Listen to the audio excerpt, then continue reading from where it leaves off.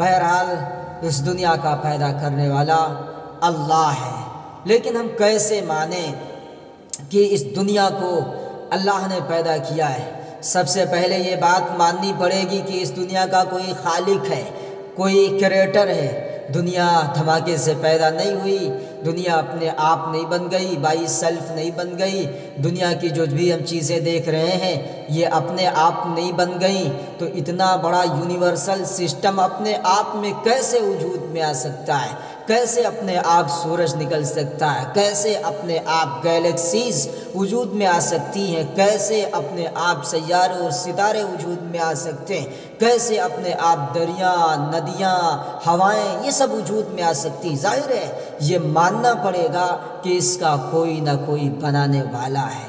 جیسے کہ انسانوں کا سسٹم ہے پیدا ہونے کا، انسان بائی سیلف نہیں پیدا ہو گئے بلکہ اس کا سسٹم اللہ تعالیٰ نے بنا دیا ہے، اس سسٹم سے پیدا ہوئے ہیں اور پیدا ہوتے ہیں اور پیدا ہوتے رہیں گے۔ ایسے ہی اللہ نے دنیا کا سسٹم بنایا ہے اور یہ بنانے والا اللہ ہے، دنیا کو پیدا کرنے والا اللہ ہے۔ کسی کے خالق ہونے اور کریٹر ہونے کے لیے ضروری ہے کہ وہ اول بھی ہو، وہ آخر بھی ہو، وہ ظاہر بھی ہو، وہ باطن بھی ہو۔ اللہ تعالیٰ فرماتا ہے هو الأول والآخر والظاہر والباطن وهو بكل شيء علیم۔ وہ اول بھی ہے کہ اس کی کوئی سٹارٹنگ نہیں، اس کی کوئی شروعات نہیں، اس کی کوئی ابتدا نہیں، وہ ہمیشہ سے ہے۔ والآخر، اور آخر بھی ہے، اس کی کوئی اینڈنگ نہیں، اس کا کوئی اینڈ نہیں، اس کی کوئی انتہا نہیں، ہمیشہ رہے گا۔ اور وہ ظاہر بھی ہے، وہ ظاہری چیزوں کو جانتا ہے، اور وہ باطن بھی ہے، وہ باطنی چیزوں کو جانتا ہے، یعنی سین اور انسین دونوں چیزوں کو جانتا ہے، وہ ایکسٹرنل اور انٹرنل دونوں چیزوں کو جانتا ہے، اور وہ جو چیزیں ہم دیکھتے ہیں جانتے ان کو بھی جانتا ہے، جو چیزیں ڈھکی ہیں چھپی ہیں نہیں ہیں ان کو بھی جانتا ہے۔ اللہ تعالیٰ کالے رات میں، کالے پہاڑ میں، کالی چیوٹی کے چلنے کی آواز کو سنتا اور جانتا ہے۔ اور ظاہر ہے یہ چاروں صفات یعنی اول، آخر، ظاہر، باطن، یہ چاروں صفات صرف اللہ میں ہے، اس کے علاوہ کسی میں نہیں ہے۔ اور پھر جب اسی کے اندر یہ چاروں صفت موجود ہے تو وہی اس کا کریٹر ہے۔ اب دکھتا کیوں نہیں ہے؟ ظاہر ہے جو چیز دکھے نہ دکھے، جو چیز نہ دکھے تو اس کا مطلب ہرگز نہیں ہے کہ وہ چیز موجود نہیں ہے۔ ہوا کو لے لیجئے، ہوا نہیں دکھتی ہے لیکن سائنس بھی یہی کہتی ہے، دنیا والے بھی کہتے ہیں، انسان بھی یہی کہتے ہیں کہ ہوا موجود ہے، اور جہاں ہوا موجود نہیں ہے وہاں انسان زندہ نہیں رہ سکتا، وہاں کوئی جاندار زندہ نہیں رہ سکتا۔ انسان کے زندہ ہونے کے لیے ہوا کا ہونا ضروری ہے۔ ہوا ہر جگہ، چاہے کمرہ بند کر لیا جائے تب بھی ہوا وہاں موجود ہوتی ہے۔ جو ہمارے کال کا اور فون کا جو سسٹم ہے کنیکٹنگ کا، وہ ہوائی کے ذریعے سے ہماری آواز کی لہریں جا کر کے دوسرے تک پہنچ جاتی ہیں، اور پھر جو ہم بولتے ہیں وہ سن لیتا ہے۔ ہوا دکھتی نہیں ہے لیکن سب مانتے ہیں کہ ہوا ہے، ہوا کا بنانے والا بھی اللہ ہے۔ وائرس دکھتا نہیں ہے، وہ خوردبین یا دوربین یا اس سے بھی مہین جو آلہ ہوتا ہے جس کے ذریعے سے دیکھا جا سکتا ہے، اس سے دیکھا جا سکتا ہے، لیکن اس کا بھی بنانے والا اللہ ہے۔ اللہ فرماتا ہے کہ وَهُوَ يُدْرِكُ الْأَبْصَارَ، وہ نگاہوں کو پا لیتا ہے، وہ باریک سی باریک چیزوں کو پا لیتا ہے، لیکن کوئی نگاہ اس کو نہیں پا سکتی۔ وَهُوَ اللَّطِيفُ الْخَبِيرُ، وہ خبر رکھنے والا باریک ہے، باریک ہے۔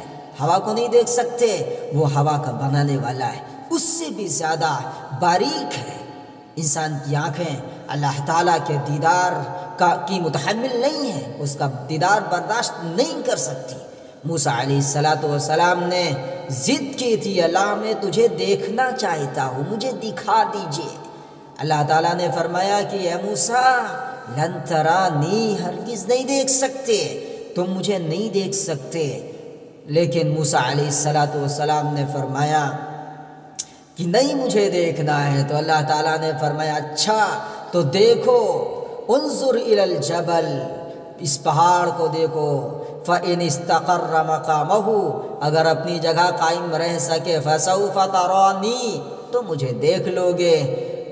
فَلَمَّا تَجَلَّى رَبُّهُ لِلْجَبَلِ، اللہ تعالیٰ نے جبل، پہاڑ پر، ماؤنٹین پر اپنی تجلی فرمائی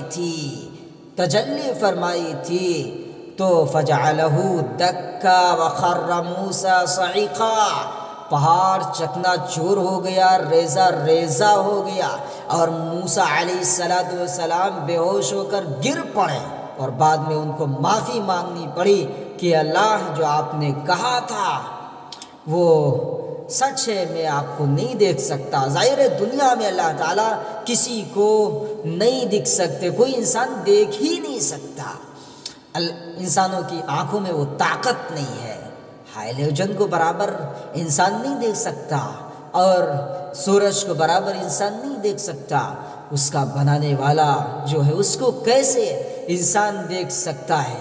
سورج کی اتنی گرمی، ہائیلوجن کی اتنی گرمی، اتنی لائٹ اور روشنی، اس کا بنانے والا کیا انسان دیکھ سکتا ہے؟ نہیں دیکھ سکتا۔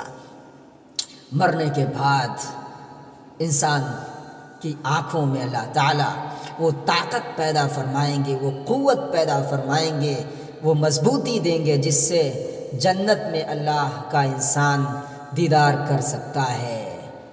اللہ تعالیٰ جنتیوں سے فرمائیں گے کہ اے جنتیوں، ایک اور چیز ہے۔ جنتی کہیں گے سب تو ہمیں میسر ہے، ساری نعمتیں ہمیں میسر ہیں، آشائش میسر ہے، ٹھاٹھ کی زندگی ہے، کسی چیز کی کمی نہیں، خواہش کے مطابق ساری چیزیں مہیا اور عطا کی جا رہی ہیں، کسی چیز کی کمی نہیں ہے، اب کون سی چیز؟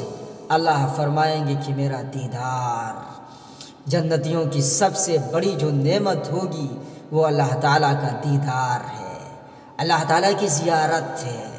اللہ کی زیارت کریں گے، ساری جنت کی نعمتیں پھیکی پڑ جائیں گی، ہیچ ہو جائیں گی اللہ کے دیدار کے آگے۔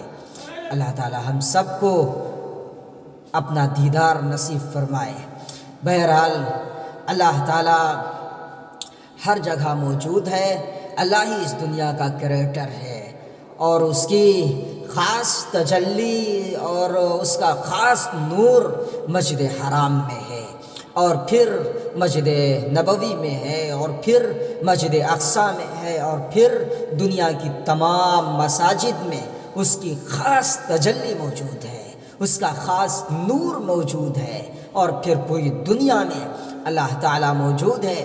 اللہ دریاؤں میں، جھیلوں میں اس کی تجلی، سیاروں میں اس کی تجلی، ستاروں میں اس کی تجلی، گیلیکسیز میں اس کی تجلی، ہواؤں میں، ہواؤں کی لہروں میں، پھولوں میں، پھولوں کی خوشبوؤں میں اس کی تجلی، پھولوں کی پنکھڑیوں میں اس کی تجلی، ندیوں میں، جھیلوں میں، آبشاروں میں اس کی تجلی، چیزوں کے اندر میں، چیزوں کے باہر میں اس کی تجلی، باغوں میں اس کی تجلی، پہاڑوں میں اس کی تجلی، ہواؤں میں، وفی انفسکم افلا تبصرون اس کی تجلی، خود انسان کی ذات میں، اس کے رگ و ریشے میں، اس کی پلس میں، اس کے سیلس میں، اس کے مسامات میں، اس کی رگوں میں، اس کے بلڈ میں، اس کے دل کے نہا خانوں میں، دماغ کی خلیوں میں، دماغ کی سلوٹوں میں اس کی تجلی جسم کے ہر ہر حصے میں موجود ہے۔ اللہ تعالیٰ فرماتا سنریہم آیاتنا فی الآفاق وفی انفسہم حتی یتبین لہم انہ حق، کہ ان قریب ہم اپنی نشانیاں دکھا دیں گے۔ آفاق یعنی آسمانوں میں، ہواؤں میں، فضاؤں میں، ہواؤں کی لہروں میں، سیاروں میں، ستاروں میں، گیلیکسیز میں، چاند میں، اور کناروں میں آسمان کے، اور وفی انفسہم اور خود انسان کی ذات میں، انسان کی ذات میں، حتی یتبین لہم انہ الحق، کہ یہاں تک کہ بات کھل کر لوگوں کے سامنے سورج نکلنے کی طرح عیاں ہو جائے گی، واضح ہو جائے گی، کھل جائے گی کہ وہی پر حق ہے، وہی حق ہے، وہی سچ ہے، اللہ اس دنیا کا خالق ہے۔ اللہ فرماتا ہے اللہ لا الہ الا هو الحی القیوم، اللہ کے سوا کوئی عبادت کے، کوئی بندگی کے لائق نہیں ہے، وہ زندہ ہے اور ہمیشہ رہنے والا ہے، قائم رہنے والا ہے۔